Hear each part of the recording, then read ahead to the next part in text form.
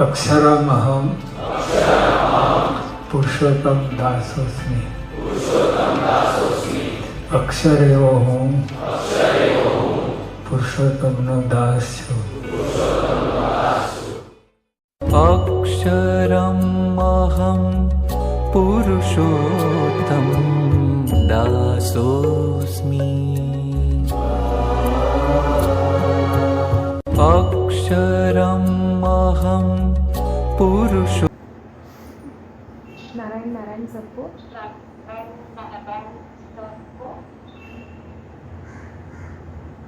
पहले तो सबका धन्यवाद और नारायण का धन्यवाद कि ये जो हमारा प्रतिदिन का जो नियम था, अगर वो हमने 100% फॉलो किया है या 30 में से 21 दिन भी फॉलो किया है तो हमारे जीवन में परिवर्तन आना ही आना है। जिसमें एक नियम अभी 4 दिन पहले का था, एकादशी के दिन का, कि गाय को 51 रुपये का घास खिलाना है। वो नियम आगे पीछे था डेट वाइज, लेकिन उस दिन लिया गया क्योंकि उस दिन बारिश बहुत थी और गैया को खिलाने वाले बहुत कम लोग थे। तो मुझे पर्सनली मैसेज आया कि हमने पनिशमेंट के तौर पे 31 माला कर ली, लेकिन गाय हमें नहीं मिली जो हम रोज़ खिलाते हैं, या हमारे नज़दीक के एरिया में जो है वो वहाँ पर गाय आज नहीं आई है। तो हमने 31 माला करके फिर कभी हम दे देंगे। तो ये नियम का मीनिंग ये है कि जब उसको ज़रूरत है तब हमें ढूंढ के जाना है। हमारे पास विंड शीटर है, रेनकोट है, छाता है, तो हमें उन तक पहुंच के भी उनको खिलाना है। इसलिए उस दिन का वो नियम था। तो ऐसे कभी भी नियम आए और प्राकृतिक रूप से हमें कुछ बाधाएं आती है तो हमें उसमें भी अपना रास्ता निकाल के गाय को या जो भी नियम है उसको खिलाना अति आवश्यक है। माला तो हो गई है 31 बार, जो पनिशमेंट के लिए हमने स्वयं ली हुई थी कि अगर आज से मेरा नियम नहीं हुआ आज का दिन का तो हम 31 माला करेंगे। लेकिन वो माला ना करनी पड़े और वो नियम हो जाए जब ऐसी अवस्था रहती है तो वो अति आवश्यक है। दूसरी बात, आज अमावस्या है, अंतिम दिन है। अभी अगले बुधवार से गणपति जी आ रहे हैं। पिछले शनिवार को श्री कृष्ण का जन्म हुआ था। श्री कृष्ण जब मथुरा चले गए हैं 11 साल की उम्र में, तो वो वहाँ पर देख रहे हैं कि सब लोग गोपियाँ हैं, गोकुल में, वृंदावन में सखियाँ हैं, या मथुरा में जो गोपियाँ हैं वो श्री कृष्ण बार बार कर रही है। हर एक व्यक्ति के, हर एक गोपी के परिवार के मन में सिर्फ श्री कृष्ण बसा हुआ है। तो ऐसी भावना कब उत्पन्न होती है? पहले तो गोपियाँ जो थी वो पूर्वजन्म की ऋषि मुनियाँ थी। दूसरी बात, उनके जो परिवार वाले थे वो शुद्ध हाथों से खाना खाते थे, शुद्ध हाथों से पकाया हुआ, शुद्ध विचारों से पकाया हुआ भोजन ग्रहण करते थे पूरा दिन। अभी वहाँ पर जब कृष्ण का जन्म होता है तो वातावरण, वायु, प्रकाश सब कुछ शुद्ध हो गया और उसमें एक तेजस्विता और एक अलग प्रकार का वातावरण निर्मित हो जाता है। तो वहाँ पर एक लेडी है मालन नाम की, वो रोज़ सबके घर में मथुरा में फूल और तुलसी का वो जो तुलसी पत्ता और फूल देने के लिए जाती है कि अपने घर में वो चढ़ाते रहो। तो सबके घर में जाती है तो सब घर में एक ही बात सुनाई देती है कि कृष्ण को आज देखा नहीं है तो कुछ बेचैनी सी लग रही है, कृष्ण ऐसा है, कृष्ण मनमोहक है, कृष्ण सम्मोहन है। ऐसे सब गोपियों के घर में अलग अलग बातें वो सुनता है, वार्तालाप सुनती है वो लेडी। तो उसको लगता है ये श्री कृष्ण है ऐसा कौन सा कि सब लोग उसके पीछे इतने मोहित हो रहे हैं और सब उन्हीं की बातें कर रहे हैं। पूरे गांव में दूसरी कोई बात की चर्चा ही नहीं हो रही है। ये कैसी सुविधा हो गई है कि सिर्फ कृष्ण का ही नाम लो। तो मैं भी तो देखूं कि ऐसा कृष्ण क्या है और कौन है, और सब बोल रहे काला है फिर भी हमें इतना मोहित कर देता है, इतना नटखट है फिर भी हमें मोहित कर देता है। तो वो नंद बाबा के घर के आजू बाजू में जाती है फल, वो पुष्प देने के लिए, तुलसी देने के लिए, लेकिन कृष्ण का दर्शन नहीं होता है। काफ़ी दिन ऐसे रोज जाती है, उसको दर्शन नहीं होते हैं। तो बोलती है कि मुझे दर्शन क्यों नहीं हो रहे हैं। तो वो ब्राह्मण के पास जाती है। जैसे हम आज के ज़माने में कुछ भी घर में परिस्थिति हुई तो किसके पास जाते हैं? एस्ट्रोलॉजर के पास। अलग अलग ज्योतिष विद्याओं में हम जाते हैं कि ये विधि करवा ले, वो विधि करवा ले ताकि मेरा ये कार्य संपन्न हो जाए। वैसे वो मालन जो है वो गांव में जो एक ब्राह्मण, बहुत प्रतिष्ठित ब्राह्मण है, उसके पास गए कि मुझे कन्हैया का दर्शन नहीं हो रहा है, तो मैं इसके लिए क्या करूं। तो उन्होंने बताया कि आप अपने घर में एक सेवा ले लीजिए ठाकुर जी की, लाला स्वरूप की, और उनकी सेवा करें। तो बोला इतना तो मेरे से नहीं होगा। तो बोला घर पे बैठ के रोज़ 21,000 जाप करिए, लेकिन वो जाप का मंत्र रहेगा हरे राम राम राम हरे हरे, हरे कृष्ण कृष्ण कृष्ण हरे हरे।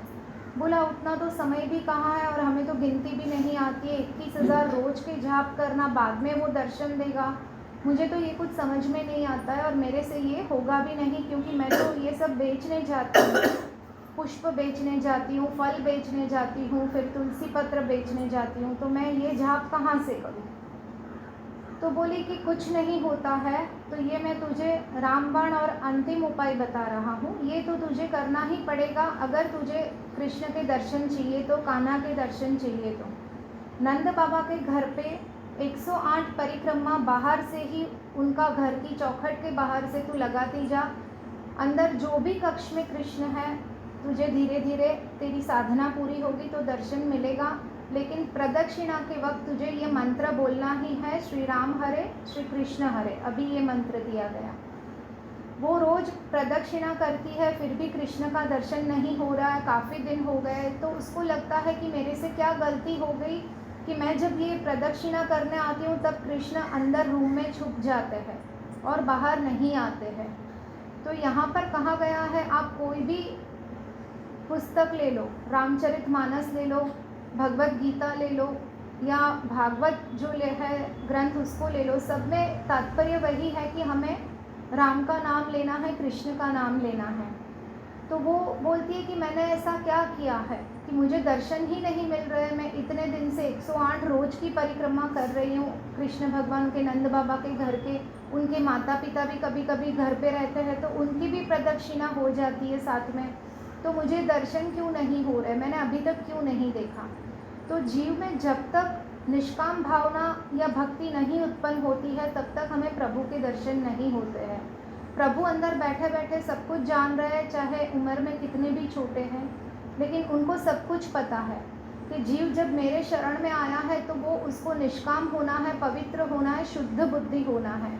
शुद्ध बुद्धि और पवित्रता और निष्काम बुद्धि और भक्ति हमें कहाँ से प्राप्त होती है? सत्संग से प्राप्त होती है।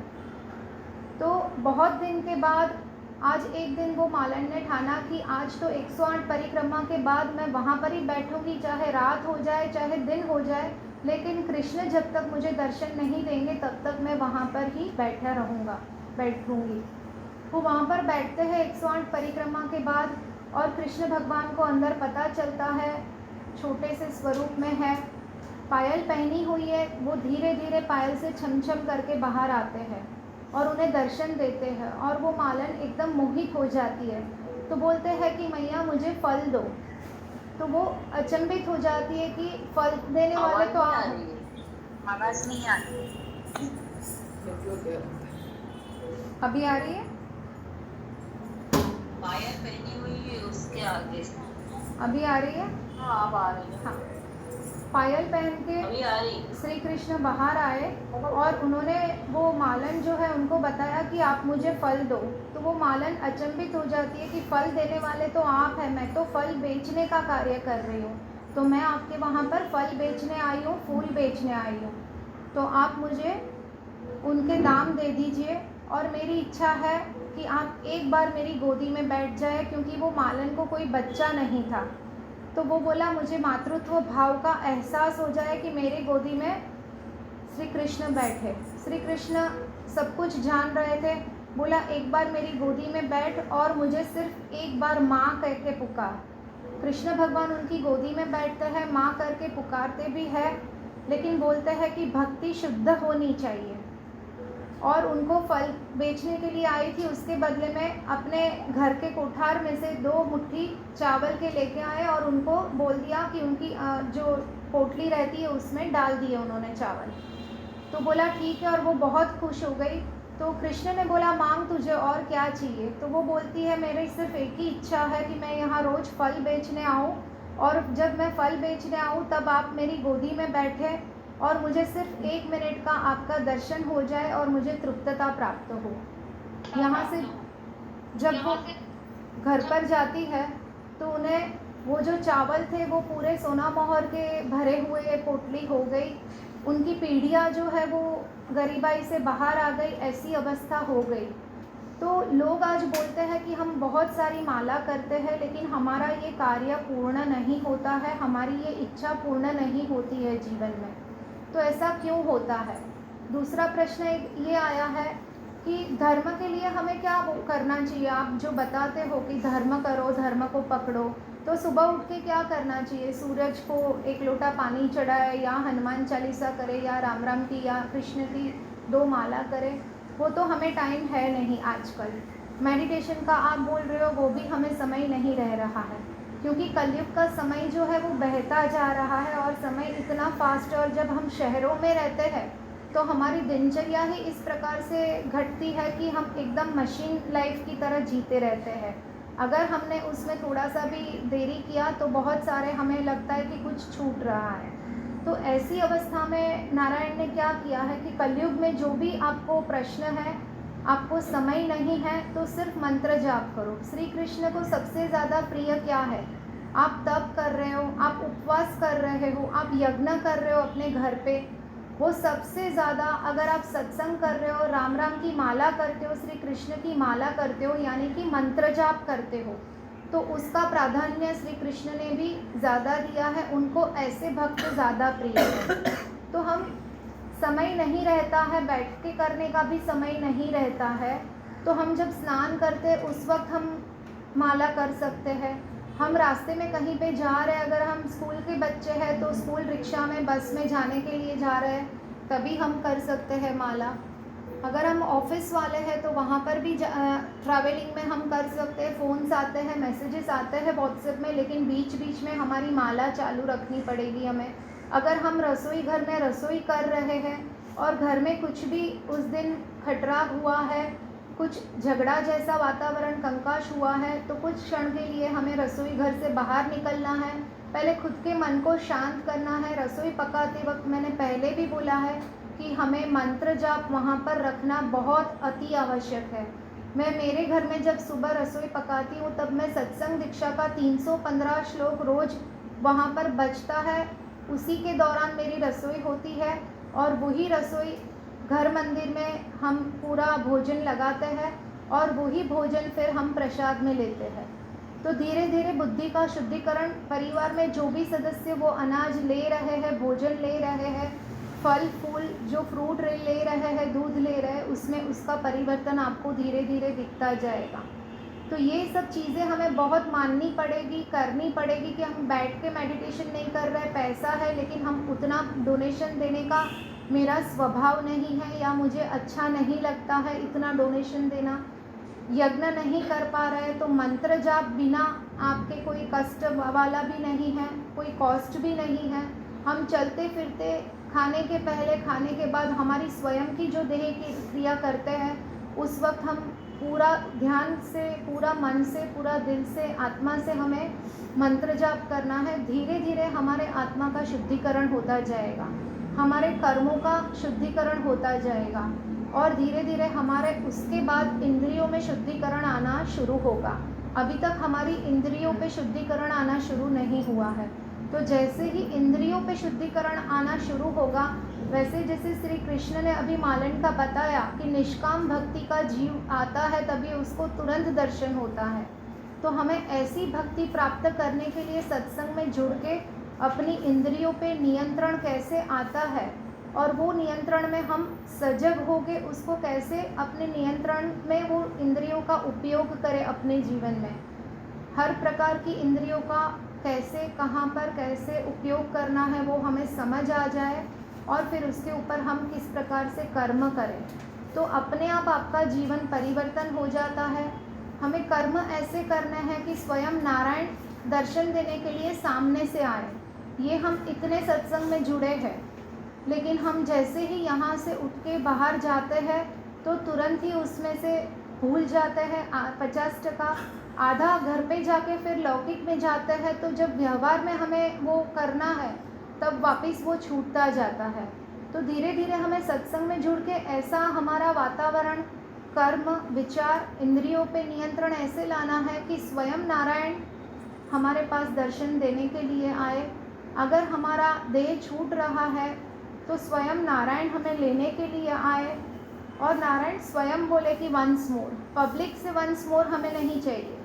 हम केयुग सत्संग में जुड़े हैं तो नारायण से हमें वंस मोर वाला चाहिए, ताकि हम इतना शुद्धिकरण अपने भीतर का रखें कि हमारा मन शुद्धिकरण जब हो जाता है, आत्मा शुद्धिकरण हो जाता है, तो उसके बाद आपको स्वयं नारायण यहाँ पर दर्शन देने के लिए आते ही आते हैं। नारायण नारायण।